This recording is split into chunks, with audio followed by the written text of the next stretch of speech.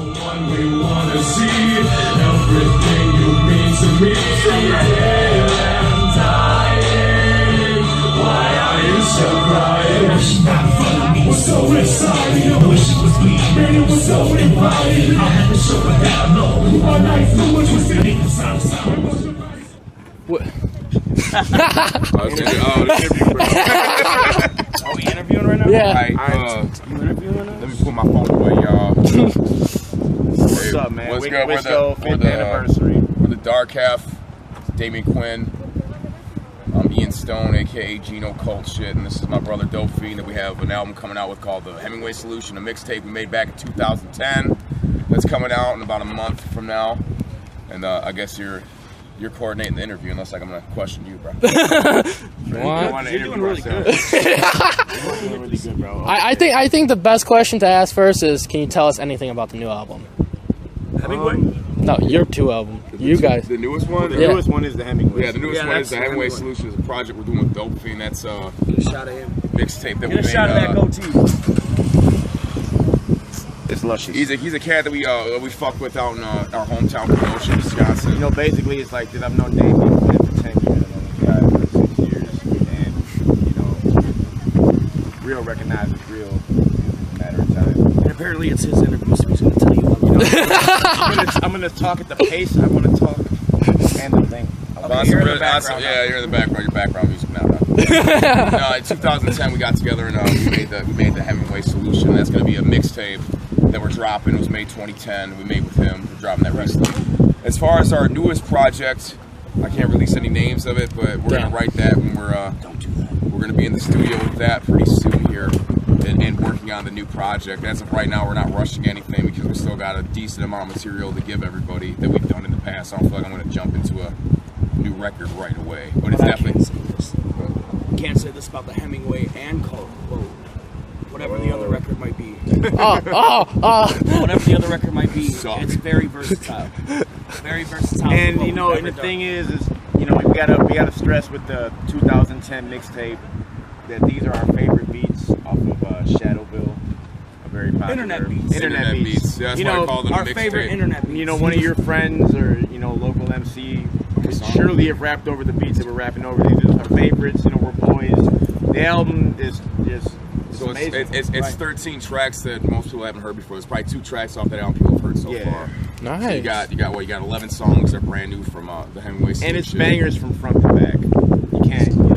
Fuck, of course it is. I mean, you get a force like Dark Half together. You know, fucking these motherfuckers have done it all. And I think I said it on Facebook talking to him that you guys can beat ICP right now with any shit. Well, here's the thing with that. Yeah, I'm saying the truth. I'm saying the truth. I've been down with. All right, before they even answer that question or anything like that, let me just say this, man. When you're going up against the Hatchet, you know, you got to give respect to respect's due. You know, these guys, they're in a completely different genre. True. Yeah. You know, I think we got mad make, Juggalo love though. Oh, fuck, Don't get it twisted. Don't get it twisted. We love Juggalos all day. I've been down for. Without psychopathic, there would, you know, Being- I mean, not that there wouldn't be this scene or anything like that. It's just that psychopathic. It wouldn't be as big. It's a, you know, a mainstay. Respect for, I mean, because a lot of our fan base is obviously, you know, Juggalo kids too, but I know we pull a different crowd too for what we're trying to do. I genuinely didn't start doing this music with the intention just, you know, grab just that fan base. I did it with the intention coming from a rock background, and I wanted to reach out to everybody, not just one area. So I think that's why we try to show support and say we're down, but kind of shy away from that too, because I think we're trying to do our own thing here. And it's kind of like how me as artists, we're trying to do our own that's things. what Cult Shit's about. That's what Cult Shit's about. And cult music. Yeah. And with these guys in LSP, you know, and their label mates, and me and Insane D were talking about this earlier. We set, you know, they set the standard for horrorcore music, and that's bottom line. That's my opinion, of course. I mean, people could debate all they want, but you know what? Like over on this side of the fence, in Wisco, that's going to be in the comments. you know, let the debate begin. But it's like they set the standard. You know, they set the standard for wicked shit. I don't give a fuck. That's my opinion. You're open to debate it, but Dark Which Hat, to baby. us is now cult shit. So It's cult shit. You know, and it's like, you gotta understand that too, man. Like, the cult shit began, fucking, what is it, the cult crew, we fucking just, it's ever growing and ever expanding, man, and we're always recruiting. Basically, You what gotta he's trying to say is we got respect for anybody that came before us, and we're trying to do our own thing. We ain't trying to ride no coattails. We're trying to do what we do, and that's cult music and cult shit. Yeah. And you can look with the past headliners. Drunk motherfucker, go home. Yeah, don't be you're drunk, go home. Drunk, go home. And the one motherfucker. thing that I'm not drunk. I'm from Wisconsin, baby. obviously, you know, Dark Half is inspired by shit like Esham and shit, but we're Fuck. really heavy into the Misfits, and that inspires a lot of our lyrics. I Misfits never, hip-hop. I was into rock music before I even came in here. I wasn't inspired by any one rapper when I came into this joint. Honestly, on some real shit, and that's just me being real. I was inspired by like Cold, Right. Stain, Seether, all these other like alternative rock bands, Chevelle and Tool. When I started listening to the Linkin music, Park, Don't people Front. that I started to enjoy though were cats like Esham. Okay. You know what I'm saying? But I never came into the. He showed me them cats. I didn't come in there I like was into he was into that shit. I was just like. He does I seem like that came from a guy. rock- I was rocking an acoustic at a no, diner. I came from a whole different musical background than that. That's, But that's see, and that just shows too the versatility of the horrorcore genre, man. That a rocker can get into it. Yeah. It's like, you know, and the background from both of these men are extensive. and I hope to pull you know? too. I hope to pull not just from the horrorcore scene, anybody else. I hope to pull all sorts of people into cult music, man. People that might say they might want to listen to a rock track or might want to listen to some wicked shit, but they might just want to listen to good music. Period. I'm not just shying off and putting us in one category. Because I think we're different, honestly. Yeah, I remember the first time I heard Dark Half. I was on YouTube. I'm looking through the suggested videos. I'm like, Dark Half. What the fuck is a Dark Half? I listened. What is it? I like how you put the question mark at it. What the fuck is a dark? Yeah, and I'm listening. I'm like, I hear singing. I'm like, okay. I'm thinking So Sick Social Club. I'm like, I don't like them. And then I hear the rapping. I'm like, wait, this motherfucker can rap and sing. And then I started listening to Joker, and everybody started comparing them too. I'm like, you can't compare them too. They're two different I people. didn't know we the get Joker. compared, I man. mean, How do we get compared to the yeah. Joker? I mean, how that. There's a whole Facebook thing now. Comment for Ian or like for Joker, and I'm like, how do you compare it? See, I saw a like for Dark Half and comment for Twisted. Yeah, they got Yeah. his first and Twisted. How the Yeah, I fuck mean, did they it's do like, that? I mean, and like. Didn't at you the same win, way I though? throw salt, dude. I don't know. It doesn't matter. Ever since Twisted is of psychopathy, they're soaring, Oh, and you know what I mean. And it's like, You're drunk though. I can say though. well, that's no, I'm something I saying can like say. that's an It's unfair like comparison when it comes to in a way. inspiration It's for like, me, you guys are on I different- grew up on Twisted. Obviously, Twisted is a big inspiration. King Gordy is a big. oh, inspiration. fuck yeah. We've always Gordy's fucked dope. with Gordy. We used to be Gordy's hype man back in the day.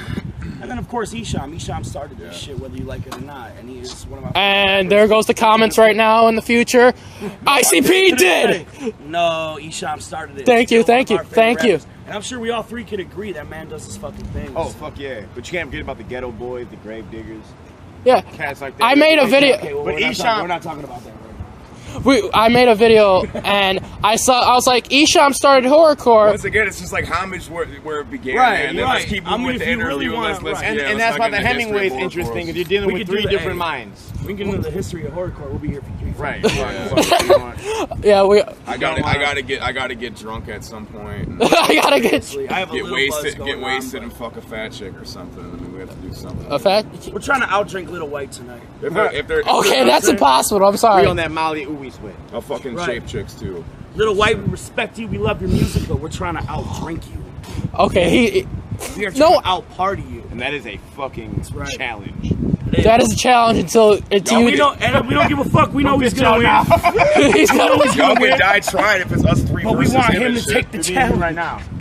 Huh? Who parties hard? Dark Half or Little White? Little white. Little White. Little white. Yeah, we can't. like You the know way what? I smoked with him. He smoked my whole blunt in one puff. I'm like, The whole Whoa, blood? the whole All blunt. right, challenge is off. Little White, if you see this, the challenge is off. Fucking Right, if you smoke the blunt in one puff, bro, then you know what, bro, we ain't fucking with you. And no, I'm sitting there. I'm like, you want to smoke? He But yo, smoked. Memphis He just is where goes. it's at. You know what I'm saying? He just goes like this. I'm like, barbecue. Right, oh, I was about to say that. Fat Kid Love, barbecue. Oh, well, let's No get- way, let's we get were gonna back- Sit down and let's- have some ribs. let's get alright? back to Dark Hat. Alright. So you guys release Graveyard Blues. The song Rape. Everyone's like, that's the most catchiest fucking chorus ever. And it's like about rape. What do you guys take on that? Well, what happened was I had this hook idea that I wrote over at this dude's ex-girl's house. We're all wasted or whatever. I was there fucking I was smoking some weed at the time for some reason. I had never smoked like a pack tax, whatever. But I wrote this hook and I was like humming it out, and I had like totally different lyrics, and it was something, baby, take my hand, I can be your man now, lady. It wasn't even like there was no rape added into it. When I brought it to D, I was like, yo, I got this idea for the song. And he's like, yo, that's catchy as hell, but say, when you're doing that, say rape you where you stand. And he threw me that line, and that's where rape became something. Because I had that catchy melody and hook. He said, what if you say rape? We're gonna have to explain this a little more. Because he said, love me where I stand. And it just didn't, I didn't feel like it really fit. I said, love me. He said, love me. Something like, I remember that shit. I was like, nah, was like bumping Cure or something. I was like, nah, dog. Really I was like, I don't think that shit's gonna work. Baby, take my hand. I could be your man now, lady. If you wanna fuck with me, just understand.